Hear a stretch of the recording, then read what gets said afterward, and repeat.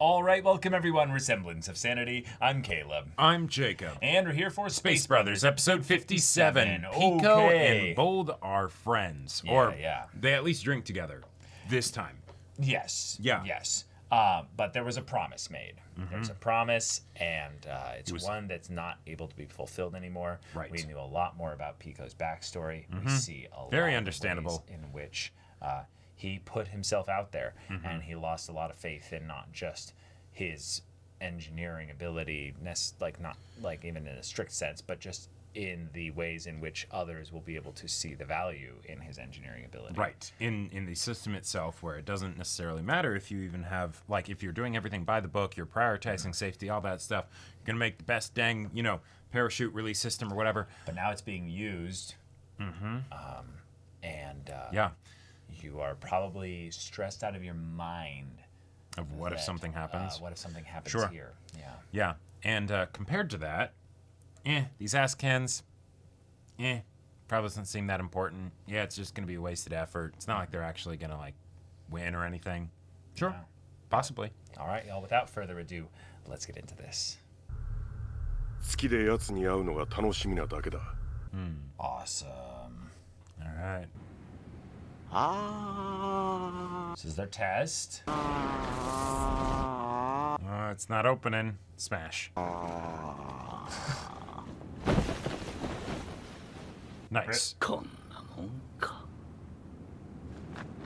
Well, Right, that's why we didn't actually load the device in it. 想定内とりあえずパラシュートがちゃんと開いて今の着地がうまくいったと sure.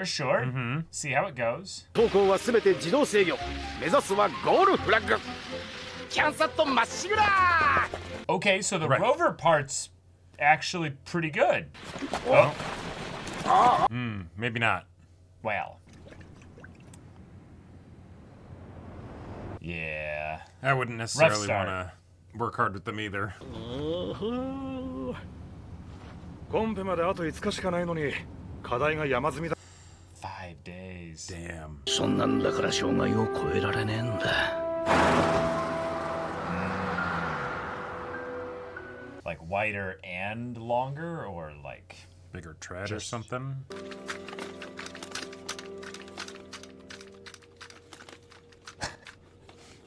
Hmm, 君らの議論を聞いてるよりうちのガキのおもちゃの方 Damn.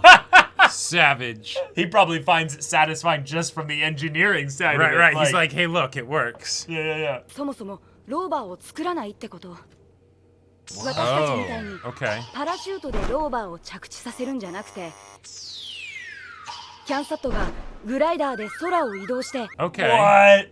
ゴールフラッグ付近にピンポイント着地させるって作戦よそんな Damn. のありなの賢いな That's... Although, that could be totally thrown off by wind, though.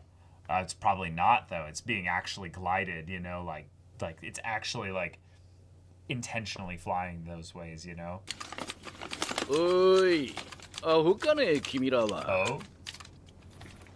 Yeah, you've Oh? got 5 days left. お味噌はついてんだろさあなケツな1メートルほど上に弱 Your brains, yeah. 空の障害っつったら鳥か風ですか Oh. その通り Well, Oh, you're okay, right, Jacob. Yeah.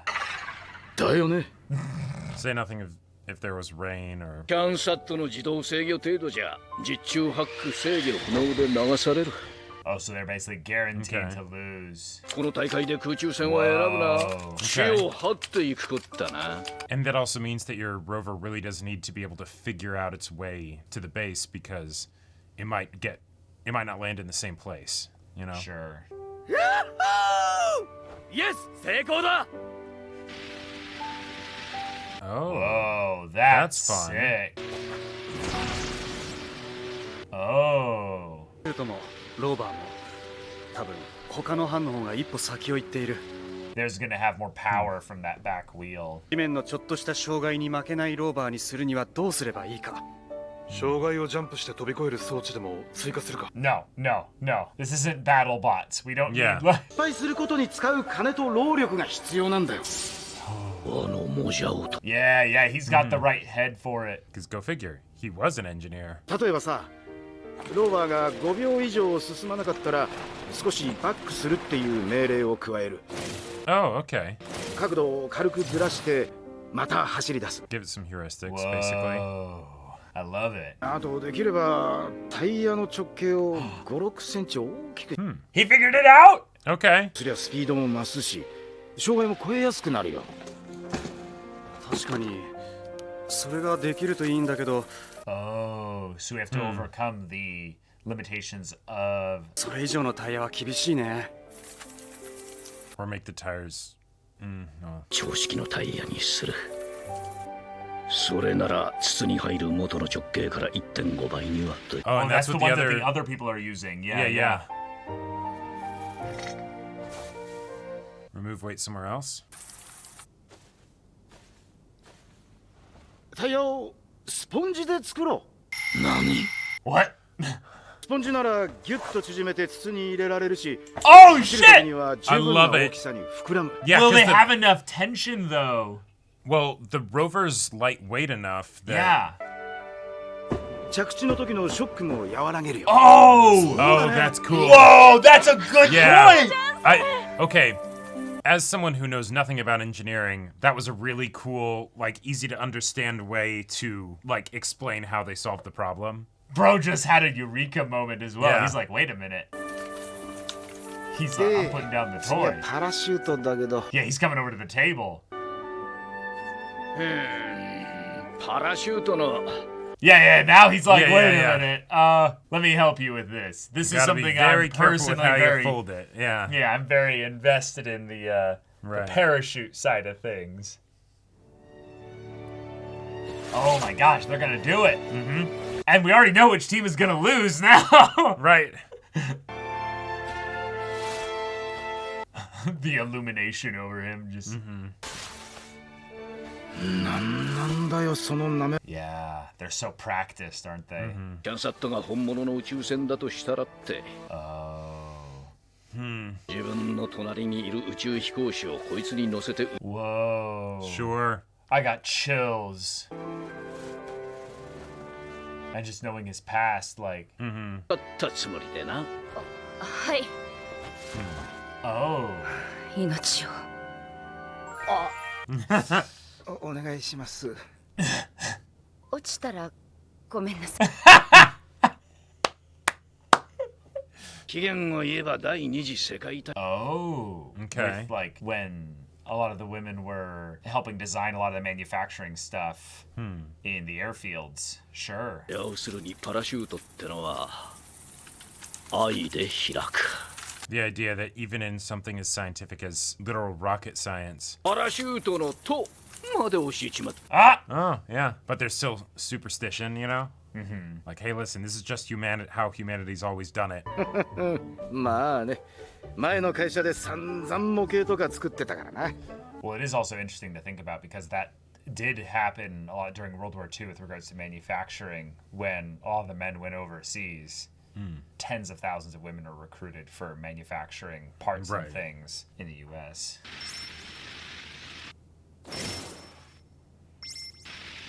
Oh, trying to hit a 90-degree turn so it'll go in a square. こんなにピコピコなってたっけ？あれ、なんかミスっちゃったかな。 Oh, no.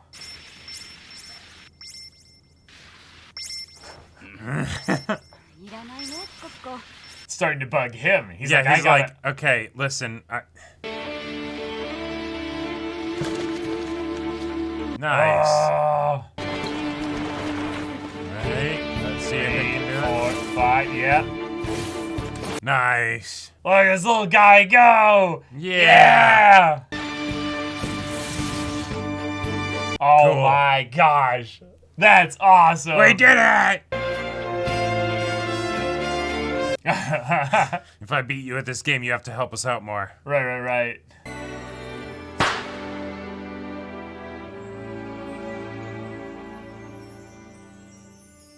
Okay. There you go. Perfect. Awesome. That's me. I'm alive. Ah. Yeah. Meanwhile, On the Okay. moon, 本人宇宙飛行士東武雄さんらの乗る宇宙船 Azuma got to go to the moon. Okay. 51のクルーとのご対面を数時間後に控えます。 Actually, that's a good point. Azuma could still be just in orbit. Whoa. A piece Oh, from the shit. crash. Uh-huh. Yeah. Yeah, what are you doing here so early? Or late? Right. ピコに誘われまして酒に He's 付 like, き合え really? ピコが No he invited shit. you. Yeah. なぜだか僕だけ Oh, I happen to Get be in the heading there car. too. Yeah. Yeah, yeah. だろうこの冷たい視線はまるで俺をパセリでも見るような目で No, like you're broccoli. Even worse. まあそうですけどじゃあ車は好きでしょう Oh. 一緒にドライブを That's basically him saying, do you want to be my friend? You know? Yeah, yeah. これからピコ私もこれからピコと乗る Right. 約束 I'm headed that way. I can drive you there. どうします乗るのか乗らないのか早く決めてください人生は短いんです I'm curious to see Nice. what Nanba's response will be to the driving. もじゃ男が日々と Yeah, yeah. That yeah. also is bringing extra, just Yep. extra emotional like Right. context to this. Yep. 日々とたちを乗せたオリオンがいあはつか降り帰ってきてパラシュートがバッと開いた瞬間 God, the stress must be ridiculous.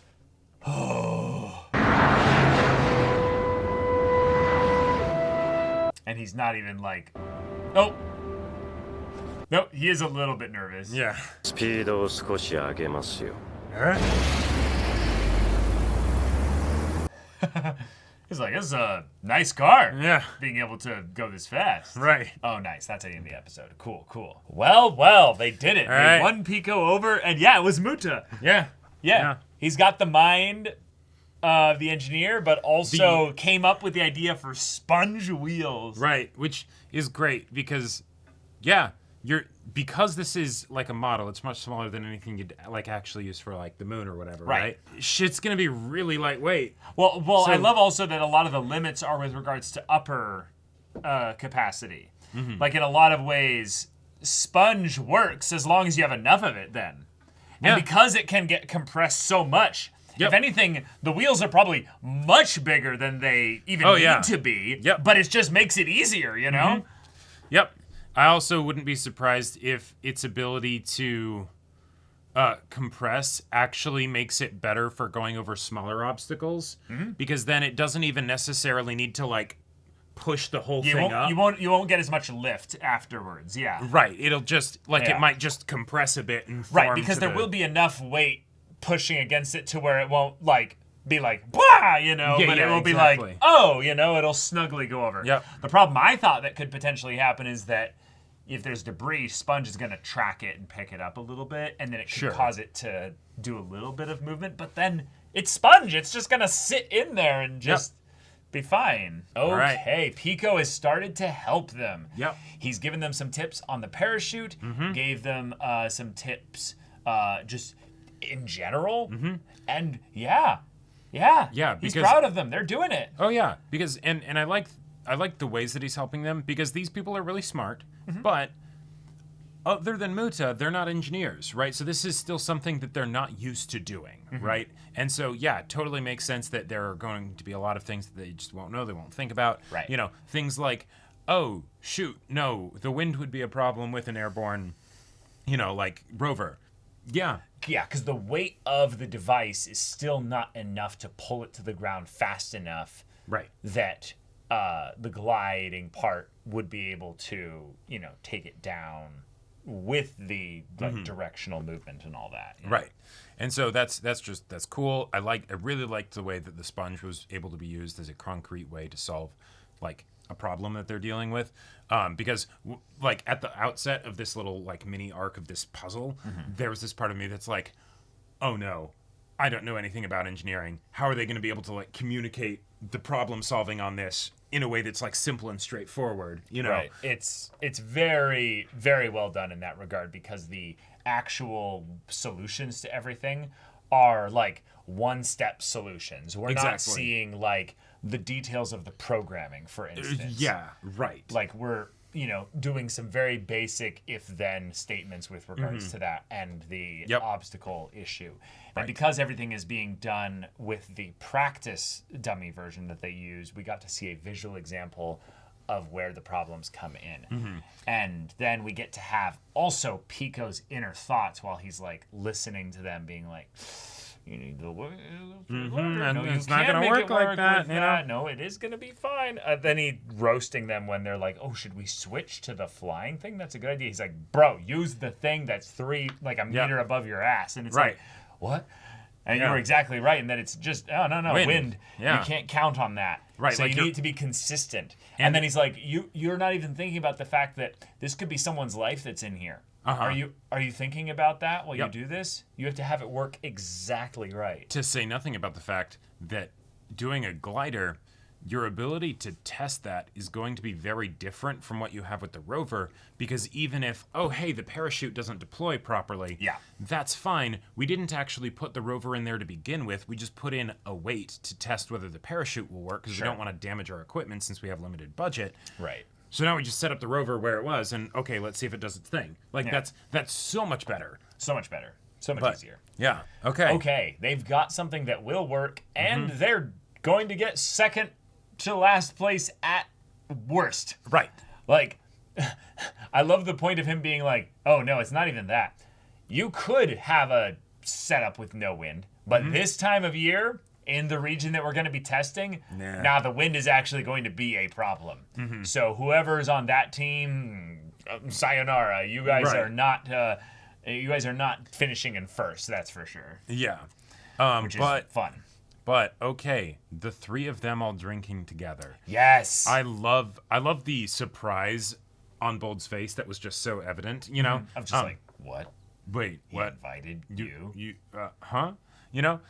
Fantastic, because I've always been kind of waiting for Bold and Muta to be just in a conversation together, right? Because I'm so sure that it will go terribly. But the fact that they have the mutual acquaintance / connection / the social lubricant, basically, of not just Pico, but the fact that alcohol will be imbibed most likely by Muta and Pico.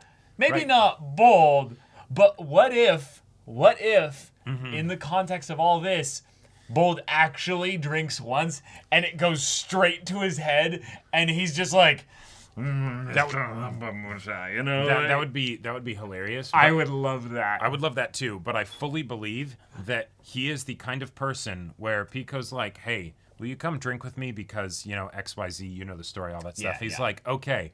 He shows up. I'll have a water. I thought you said you'd drink with me. I didn't say what I'd drink with you. Yeah. I just said I would drink with you. And if you think Bold is going to even risk the slightest bit of nonsense in his perfect car, no, he's the best designated driver you could ever ask for. He's not just going to get you back home. He's going to get you back home 30% faster than the GPS says it's going to take. Right, exactly.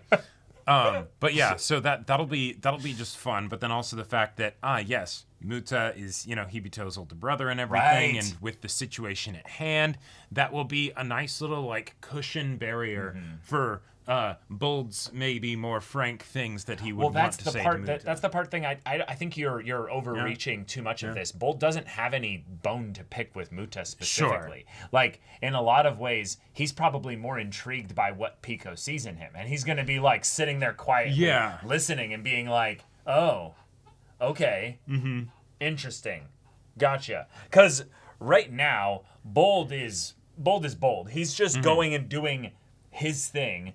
Their team lost, the last bit.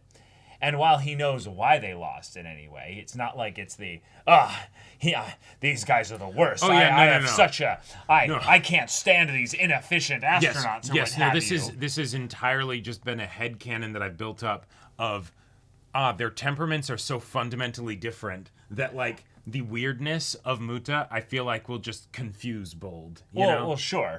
But yeah, that doesn't necessarily mean that he won't like him, and especially since Bold is hanging out with Pico, then there's no reason they shouldn't be able to get along. No, they should be potentially the best friends, actually, because if Pico likes him, it's the, oh wait, I definitely need to be your friend now, because Sure. in a lot of ways, Pico in Bold makes less sense. Nope. Like that makes way less sense than Muta in Bold. Sure. Like, but because of what we know with regards to Pico, I'm excited for all three of them to have their switch on, basically, and Right. talking to each other, having intelligent conversations about a lot Yeah. of the things that are going to be coming up in the next few days. Because 5 days left for the test, approximately. I think it might, now that they've done one Yeah, day, it might be worth, 4 days. It might be at 4 this days point, now, because we montaged through that bit there, or even less. But it is definitely 5 days to when Muta returns. I'm sorry, Hibito returns. Yeah. Right. I'm very excited for them to talk about that, because Yeah. that's something that Muta has had to deal with for a lot. I'm just Hibito's older brother. I'm just Hibito's older brother. There's not really much other context that people know me for.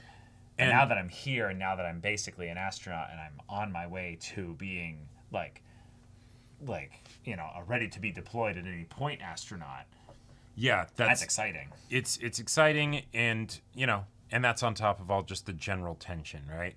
And I love that they brought that up with Pico again, because I was thinking that it was more an angle of catharsis / grieving for the past. That's the reason he's drinking and things like that, and they like, okay, once my design is used, and all right, the astronauts actually get back safely, as those other astronauts should have been able to do as well. All right, cool. This will be the, that closure, basically, right? But that hasn't happened yet, so he's drinking No, right, exactly. Well, and even though he knows his design is good, he doesn't know for a fact that everything will go as it should. Right, of course. Like, and even though his design wasn't the one that caused the previous astronauts to die, right? It's still but that could happen to me too. And yeah, that shit would be terrifying. Yeah.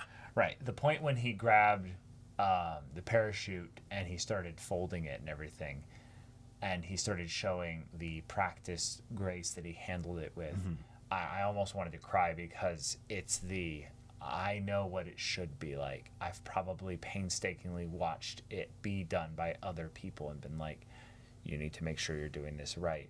To the point where he even acknowledged in a lot of ways that he's like, my gruff, rough hands actually shouldn't even be the ones doing this.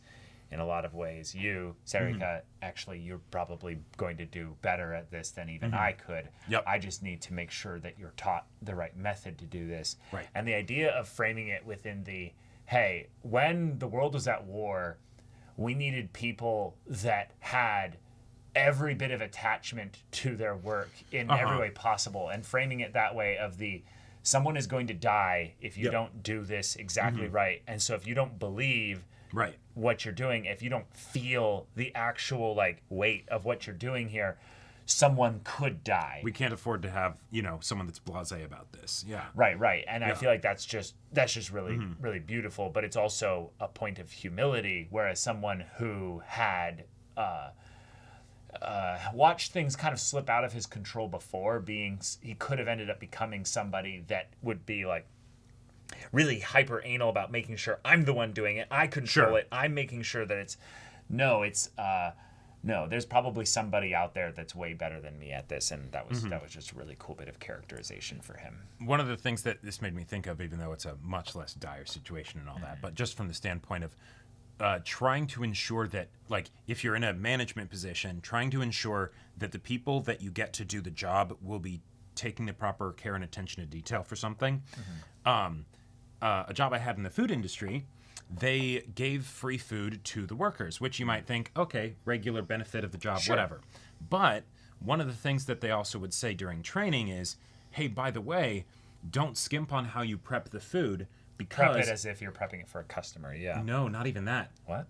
Prep it as if you're prepping it for yourself, because you'll end up eating this food, right? Well, that's what I'm saying. It's just the reverse way of what I'm meaning, is that you prep for yourself as if you're prepping, and it works the other way as well. And it was funny because that really was true. On the times when you would cut corners or whatever, oftentimes then on your lunch break that day, oh, hey, you're getting something and you're like, this could have been better. This could have been like much better. Yeah, exactly. And so I love the way to use like human framing and stuff to be like, you have to be locked in on this. You have to take this seriously, right?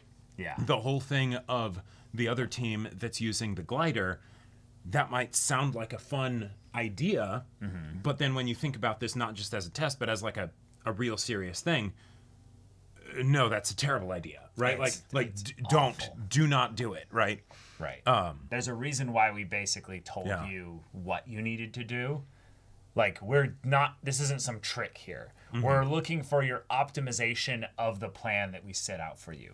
We are not looking for you to reinvent the wheel here. Like, basically, there's something kind of fun in that they are teaching them something that would be applied in a NASA situation because they've had tons of engineers and researchers basically think about within, maybe some changing of materials, that would be a good way to adjust things.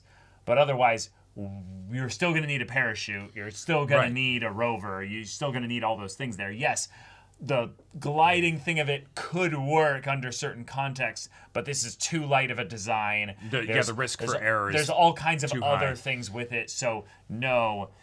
And also with the you're not actually designing you're not actually designing the device that we'd be using, and putting astronauts in and all that stuff. Cool, sure. But we want to see what you come up with, because even if we don't end up using your design, we want to see your thought process. Yes. We want to see your approach to this, because, given that this is going to have an effect on how soon or if you end up actually getting sent into space, you need to take this very seriously. You do. And so if you don't end up taking this seriously, if you don't end up thinking of all the possible things that you theoretically could, what assurances do we have, even if you're potentially capable of doing that once lives are on the line? We don't know that that'll happen. And that's not a risk we can really afford to take. Right. And then also just reminding them that that's the case is good, because then you can see how they adjust in response to that. Because they're probably all thinking, yeah, that's great general advice, old man. But, we're thinking about also our careers here. And we obviously can, channel enough care and emotion and attention to detail because it's our careers, We want this to go well. We want this to go well. We are astronauts. We are not, high schoolers doing some school project. Yeah, exactly. Right. This isn't some high school science project. We are actually putting everything into this. But yes, you could maybe doubt people in that regard when you hear them thinking 5 days from the end of their competition. Let's change the whole strat. Should we switch the whole thing up and try that? And he's like, I can't. And high intelligence, low whiz, He's right, exactly. You guys, no. Even if you theoretically could make that work, do you really think that will achieve the similar results to the people who did that from the get-go? Or just even then, let's be pragmatic here. What are the odds that you finish it in 5 days?